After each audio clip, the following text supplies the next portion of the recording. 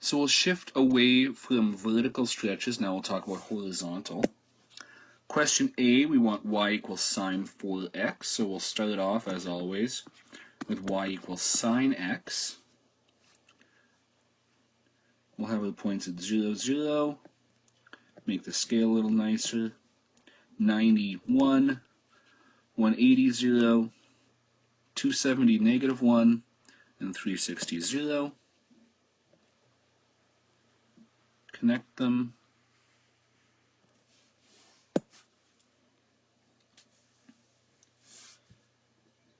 Now to deal with y equals sine 4x, that's a horizontal stretch, but instead of multiplying all of the horizontal points by 4, we'll divide them by 4. So the first point's at 0 horizontally, it's going to stay. Second point was at 90. 90 divided by 4 is 22.5.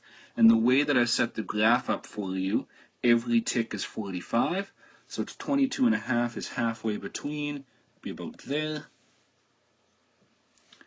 Next point at 180, 0. 180 divided by 4, 45.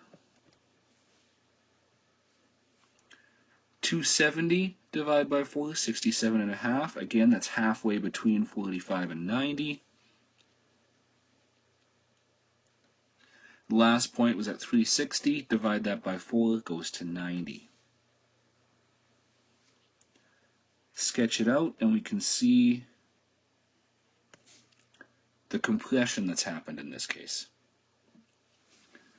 So the period of this function, normally the period of a sine function is 360 degrees, but we've divided that by 4, so the period is 90 degrees.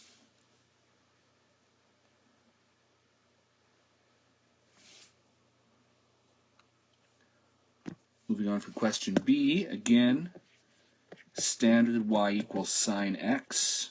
Start with that.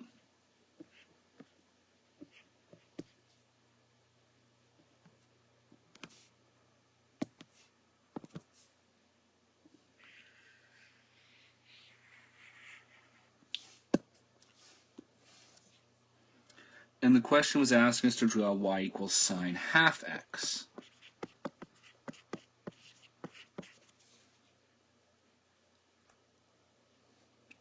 So now all these horizontal points are getting divided by half, otherwise known as multiplied by 2.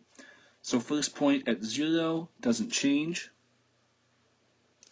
Second point was at 90. 90 divided by half would move it out to 180. Next point was at 180. Divided by half moves it to 360. Next point at 270, divided by half is 540, but that actually goes off the graph that we have, so it doesn't give us any useful information. So we're not going to be able to draw a full period of this function, we're just going to have to stop there.